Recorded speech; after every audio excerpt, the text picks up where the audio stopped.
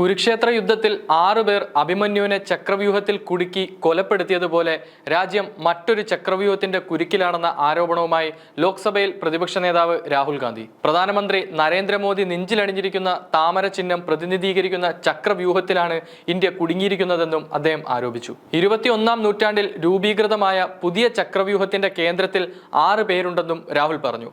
രാജ്യത്തെ യുവാക്കൾ, കർഷകർ, സ്ത്രീകൾ, ചെറുകിട ഇടത്തര വ്യവസായങ്ങളെല്ലാം ഈ ചക്രവ്യൂഹത്തിൽ തളർന്നിരിക്കുകയാണെന്നും രാഹുൽ കൂട്ടിച്ചേർത്തു. പ്രധാനമന്ത്രി നരേന്ദ്രമോദി, ആഭ്യന്തരമന്ത്രി അമിത്ഷാ, RSS മേധാവി മോഹൻ ഭാഗവത്, ദേശീയ സുരക്ഷാ ഉപദേഷ്ടാവ് അജിത് ദോവൽ, വ്യവസായികളായ അംബാനി, അദാനി എന്നിവരാണ് ചക്രവ്യൂഹത്തിലെ കേന്ദ്ര ബിന്ദുക്കളെന്നും രാഹുൽ പേരെടുത്തു പറഞ്ഞു. ഇത് സഭയിൽ വലിയ ബഹളങ്ങൾക്കിടയാക്കുകയും ചെയ്തു. ധനമന്ത്രിയുടെ ബജറ്റ് ഈ ചക്രവ്യൂഹം നിയന്ത്രിക്കുന്നവരെ സംരക്ഷിക്കാനാണെന്നും രാഹുൽ ഗാന്ധി പറഞ്ഞു.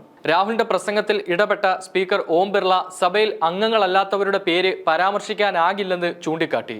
അംബാനിയുടെയും അദാനിയുടെയും ദോവലിന്റെയും പേര് വേണമെങ്കിൽ അങ്ങേക്ക് എന്റെ പ്രസംഗത്തിൽ നിന്ന് ഒഴിവാക്കാമെന്നായിരുന്നു രാഹുൽ ഗാന്ധി നൽകിയ മറുപടി. ഇന്ത്യ പിടിച്ചടക്കിയ ചക്രവ്യൂഹത്തിന് പിന്നിൽ 3 ശക്തികളുണ്ട്. ഒന്നാമത്തേത് കുത്തക മൂലധനത്തിന്റെ ആശയമാണ്. 2 പേർക്ക് ഇന്ത്യൻ സമ്പത്ത് മുഴുവൻ സ്വന്തമാക്കാൻ അനുവദിക്കണം.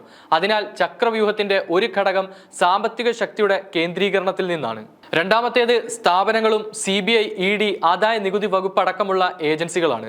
മൂന്നാമത് പൊളിറ്റിക്കൽ എക്സിക്യൂട്ടീവ് ആണ്. ഇവ 3ഉം ചേർന്ന് രാജ്യത്തെ തകർക്കുകയാണെന്നാണ് രാഹുൽ ഗാന്ധി പറഞ്ഞത്.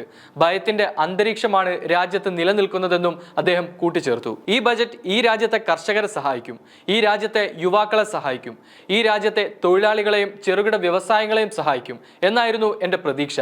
എന്നാൽ കണ്ടത് ഈ ചക്രവ്യൂഹത്തെ ശക്തിപ്പെടുത്തുക എന്നതാണ് ഈ ബജറ്റിന്റെ ഏക ലക്ഷ്യം. കുത്തക ബിസിനസിന്റെ ചട്ടക്കൂട്, ജനാധിപത്യ ഘടനയും ഭരണകൂടത്തെയും ഏജൻസികളെയും നശിപ്പിക്കുന്ന ഒരു രാഷ്ട്രീയ കുത്തകയുടെ ചട്ടക്കൂട്. ഇതിന്റെ ഫലം ഇതാണ്.